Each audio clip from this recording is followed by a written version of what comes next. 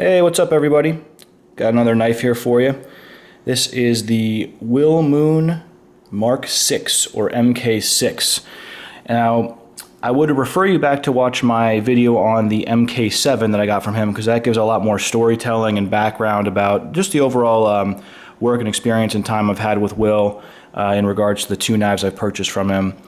And just gives a little bit more background. I'm going to focus this video pretty much just on this knife and my thoughts on it and how it works and functionality, looks, all that kind of stuff.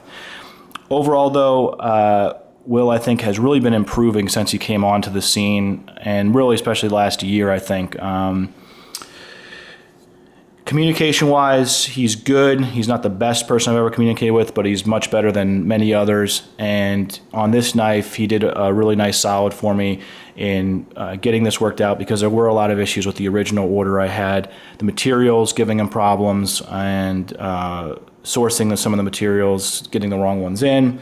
Different things to that extent. And then finally, obviously, I think the price that I originally ordered my knife at, and then getting this piece that has some premium level work done to it above and beyond what I had originally requested, went to the fact of Will trying to make everything perfect and right for his customers. So this knife, love this thing, feels incredibly quality made.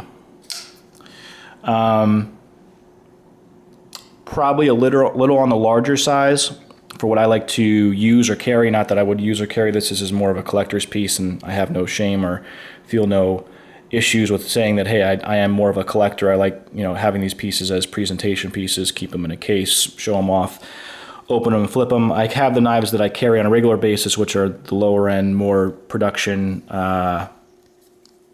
type knives that I can easily replace if I need to. This obviously would be very tough to replace if it got damaged or anything.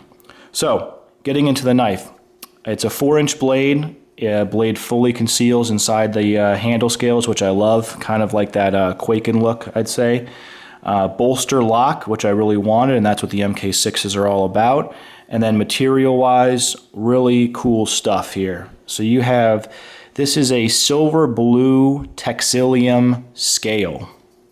I don't know what that is really. I'm sure it's like a type of G10 kind of thing. Why will this not focus? There we go. Oh my gosh, it's like looking at one of those pictures where you're supposed to see an image inside of it when you stare at it and pull away. But really cool material, feels awesome, very smooth, almost a gloss feel to it. And then you can see the liners, which really are it's almost like a bolster or a liner, or I'm sorry. There's a bolster lock obviously, but it's almost like a frame lock as far as thickness on here. Are all titanium, and what he's done is orange peeled the titanium and then anodized it this teal blue, but you can see these hints of, there we go, there's my finger, hints of bronze, which almost give it an orange look. So it's almost like an actual orange color in the teal titanium. He's done that all throughout the entire liners. Here you have a jade green G10 backspacer with the loop to put on a lanyard or paracord of any kind. Same thing on this side. You see the nice Textilium scale, the same orange peel finish, the custom pivot done that's been anodized as well. We'll see if that'll focus. So the teal and the silvery bronze. Dang, it's just really nice stuff. He crowned the blade itself, so it's a nice smooth and then high polished finish on there. I think there's just too much shine here. The camera doesn't want to focus. Perfectly centered. All the liners obviously done, the jimping on the top. Just feels like an expensive, high-end made piece. And obviously this is a full custom of his, but when I first got this out the box, and even in comparing it to the MK7, not that I like to really tell people what to do or makes direct recommendations, but honestly the MK6 I got from him I think it's a cool concept design, but honestly the MK6 is just my pick. If I had to pick one Will Moon knife, I would get an MK6 because this thing is just pretty awesome. The other thing that I like the most about this, honestly, is the pocket clip on here. he almost did what I could consider a Rexford hot hammered finish. And same thing, did that teal, I don't know if he did like a teal orange peel and then hammered it out, or how he got this finish on here, but it is awesome. I love how it looks and pops against the scale, but then also kind of goes with it as well. And you see the teal color, the polish to it, but then the hints of bronze orange in there. And then I really like the double screws on the pocket clip. Thick piece of titanium that was obviously cut out and done. And then the blade. So the blade is 154 cm, what I kind of understand to be Will's favorite steel to use. Dang, there is just so much blur in this video. I'm sorry, guys. I don't know if it's just the knife and the light in here. I'm filming in a different area than I used to, but that's just, I might not move it as much just so you guys can see it clearly.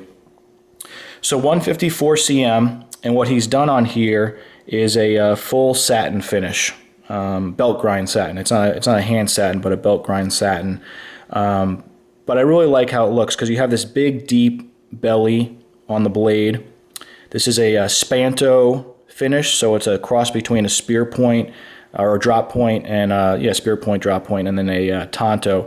So you have the deep grind here, and then the flat grind as far as the tip goes. Thickness, it is a very thick blade. I think it's deceivingly thicker than you want it to be or than you think it to be because of the crowning that he's done to it. I don't want to touch it too much because I don't like getting fingerprints all over this. But it is a very thick blade. It just looks less thick because of the crowning that he's done. Comes to a very sharp point there. Let's see if we can get this to focus again. There we go. So nice point there. Sharpness on this one is definitely sharper than the MK6 that I got from him.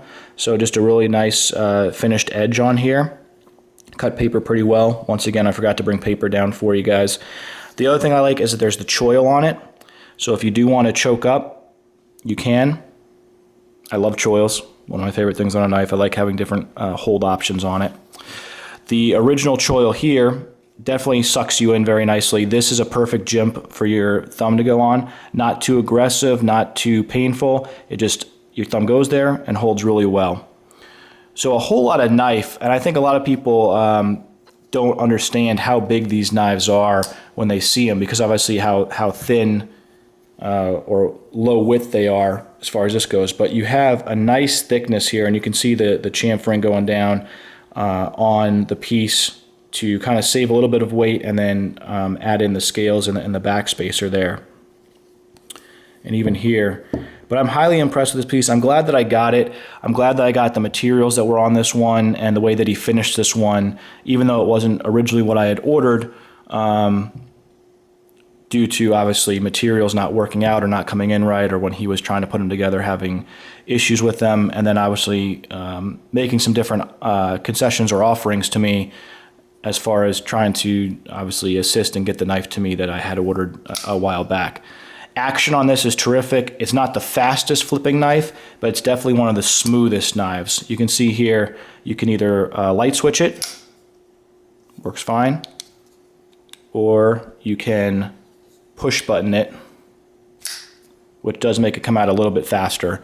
I probably light switch this one a little bit more because it is one of the larger, or not the largest flipping tab, but the way that your finger sits into it, it really fits really nicely with your fingertip. It just matches up perfectly, and you can just slide it right back. Some light hot points on the knife, nothing crazy, but when you do open it up and you're holding it, I would say right here and here maybe could have been softened a little bit more. It is a kind of sharper edge, so you can see, you know, you can catch on it, and because your finger is here, when you're holding it, it's not a big deal, but when you're maybe switching to pull this over, or if you're that, you can catch a little bit. Back here, not really. This has been pretty done nicely. And then along here, no really issues. And then the scales as the bolster locks flow seamlessly into the titanium. You know, no gaps, no issues here. Feels very nice. So really happy with this knife, guys. It took a little bit longer than obviously I had originally wanted. There were delays. You can watch the MK6 video for more info on that. But I believe in the end, Will and I had a good overall communication on things. He definitely provided a knife that was probably above the original value of money I paid for the order that I originally put in with him, as far as materials and time he put into this. And I really enjoy having it. The other thing that I wanted too was I liked having materials I haven't had before in a knife. I've never had a textilium scale before, so that was great. And I really enjoyed the finish on this pocket clip. And then I think the blade really pops with that belt grind satin finish on there. And then just to give you guys an actual idea as far as how smooth the knife is. The one thing is the detent holes on these are set pretty far back, so you can see I can drop it there. And that's pretty much at the point where it's past the detent hole. But if I open it and give it a little push, let's see where that is on here. I think it's like right here. It's not going to drop because the detent ball is still there, I don't know if you can see. Oh, come on, focus. See that detent ball back there? It's the blade hasn't got on top of it yet, and it does. When it's at that point, it's not going to drop down. You'd probably have to give it a lot of force. So you would just want to open the lock bar a little bit, get it past that point, and then you can see it drops pretty easily. So same thing, if you hold the lock bar far enough over, and then it'll drop all the way past that point. But if you just give the lock bar a little bit, it's not past that point yet. So you want to push it all the way. And it is the bolster lock, so it's obviously not going to overextend the liner lock or the lock bar on here, because when you go to push this over, the scale obviously is stopping it at that point. So pretty nice, and I'll show it compared to the MK7. So here's the MK7 that I have from him. Action on this is snappier. It is a shorter blade. I think the detent is a little bit harder on this one, and that's what makes it snap out a little bit more. It's definitely lighter weight. Obviously, it's a shorter knife, but even the thickness, I think you can see, is less on these. I don't want these to clink against each other, so I'll hold them there. But you can kind of see the thickness more on the MK6 than the MK7. Blade thickness, both these, this is a rounded spine too, crown spine. But you can see the MK6 is a little bit thicker blade right there. The jimping gives you the best view on that. This is a full frame lock, and this obviously is the bolster lock. Pocket clip is very similar on the two.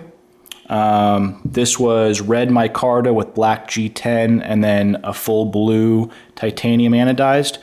But weight-wise, this is significantly lighter in weight. If you're looking for a Will Moon carry knife, I honestly think this probably is your better option. It's a much lighter and obviously has the frame lock. But great action, pretty smooth, and obviously slimmer and a little bit deeper in the pocket when you carry it. You can see where those clips are. So just to give you the comparison there. And then just lastly, to show you another 4-inch bladed knife, here's my Browse T4.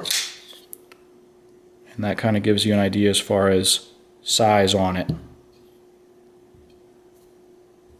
All right, well, that's it. Now let me know if you have any questions. Leave them in the comments. Thanks a lot. Peace.